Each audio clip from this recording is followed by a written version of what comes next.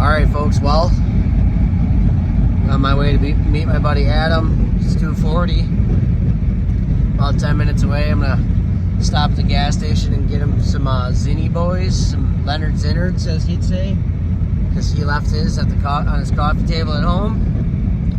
And then we're gonna be going after this buck Mandingo tonight, sliding into exactly where he was this morning. Hopefully I'll catch him coming back through. If not, I'm leaving my setup and I'm gonna go out in the morning and sit there. There was another big 8 that was in there. If I get a crack at him, I'm probably gonna take him. I'd love to take that big 10, but you know, I guess it's just the way our season's been going. If I get a good solid opportunity, a clean shot at a decent buck, I'm gonna take it. Then my buddy Adam will have the old batter box. He'll be batter up, ready to go on this big buck, or I shoot Mandingo and he goes after the small one, or we don't shoot anything. So we have a 33.3333 or whatever percent chance, a third percent or whatever, 33% chance. We have 3 options: don't kill anything, kill one, or kill the other. And now I know I'm probably just going to see a pile of does tonight and I'm going to be upset. And you know what? If one gives me a good solid clean shot, I might try to take her out too if the opportunity is there, but we'll see. I'm just hoping to get my eyes on something tonight, so stay tuned guys. Hopefully we can get in there clean and get this taken care of. Be the first hit list buck that I've ever killed. Usually I try to make some sort of hit list and usually don't see any of them, so we'll see. Getting off the freeway here and getting to the gas station and get my boy some Zins, and we'll be out in the woods, so I'll catch you up in the tree. Alright folks, well, Adam's walking to pull his set. I'm batter up, so I'm getting into my spot we call the nipple, and I'm gonna hunker in and do my best to see if we can't get this buck on the ground or a mature buck. So we're gonna see how she goes, and I will catch you guys in the tree. Just wanted to give you a little update.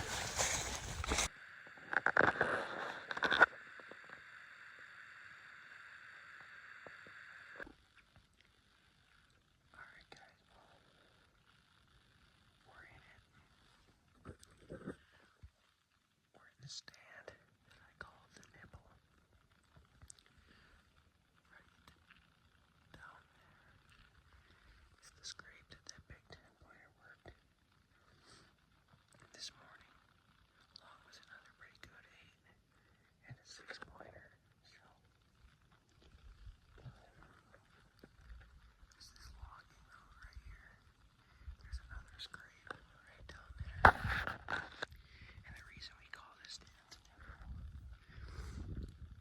it's actually a big chunk of hardwoods, mostly all oak and maple. And it's basically surrounded by CRP. I hope I got in quiet enough. I had to bend a couple branches and stuff, but there's a little strip of CRP that runs between this chunk and that chunk. But then there's CRP out there. There's CRP right there. There's CRP. Basically, it's an island essentially surrounded by CRP. But this is also a big finger of woods. And this goes a long way. There's a field on that side. On the other side of them trees are private. And a big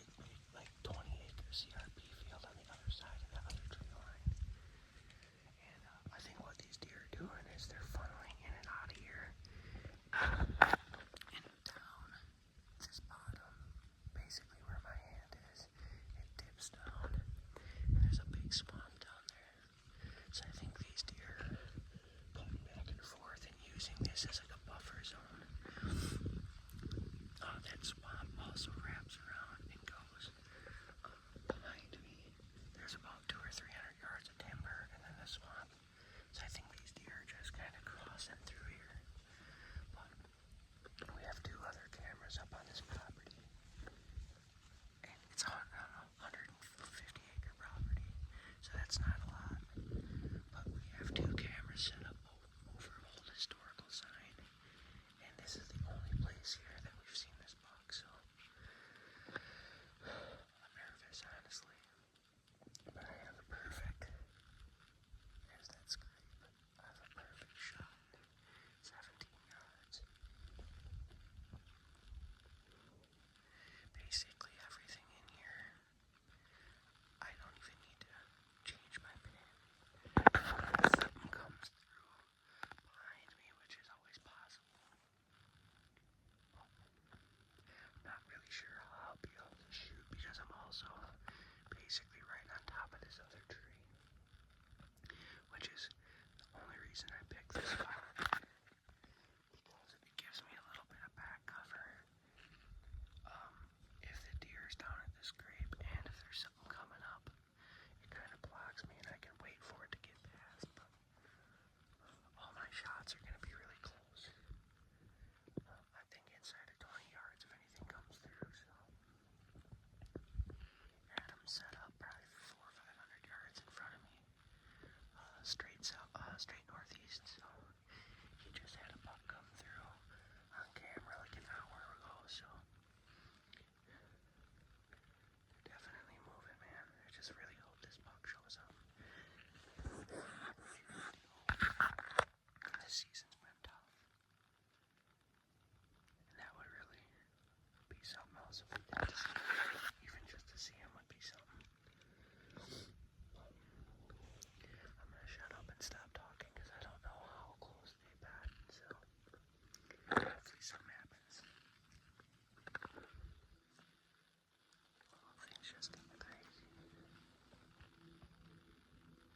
Just had a buck across the CRP. Chasing doe down the hill. I texted my buddy Adam, and he said that it might have been him. A buck come through down by him, and he shot him, so we might have a deer on the ground, baby.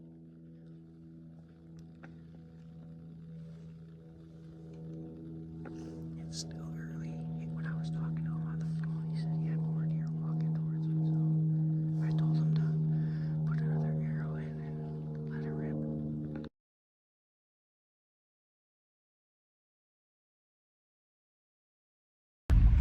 Alright folks, well, we got the killer over here, hopefully. Hopefully. We're gonna run out. Deer's been crossed. Fingers been crossed. The ginger man said fingers crossed. Don't hit my trailblazer because you got your lows or your beams on. But anyways, we deer's probably been sitting for 2.5 hours, something like that. Oh, you could have just pulled straight up there, huh? Oh, you're gonna back up. But anyways, homeboy definitely hit it. He's got blood, pretty good looking blood on the arrow and a little bit of gut. So I think single lung liver, and we got the new deer cart, so we're gonna hopefully go back in there and put it to use. And that's the update until we get on blood, and when we do, holler at you guys. Here's the first deer. That's his first. Hopefully. Right on. Well, folks, I am on my way home. Got a deer cart with what was left of Adam's deer. He shot it at 5:25, something like that, and it's 2:17 in the morning. We tracked it as good as we could and found blood, followed the blood, tracked it as far as we could get, and then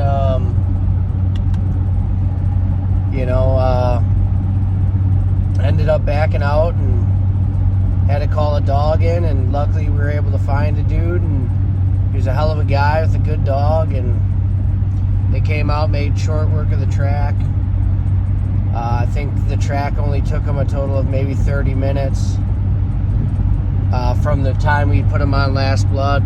Maybe not even that, I didn't really, but it was fairly quick. Dog started at the point of the shot. I think the dog got a little confused because we did a little bit of walking around and stuff. But once we took it to Last Blood, it probably took the dog 2-3 minutes and got back on blood and made short work of the track. And unfortunately, when we got to it, the coyotes got one rear quarter, the guts, the chest cavity was all ate up, and they got into the tenderloins on one side pretty bad. But we skinned it right in the, right where it was. Got the quarters off of it, neck roast off of it. Obviously took the antlers, but we left the rest for the coyotes. I mean, the coyotes literally had it shredded. Lungs were eaten out of it, liver was eaten out of it, heart was gone.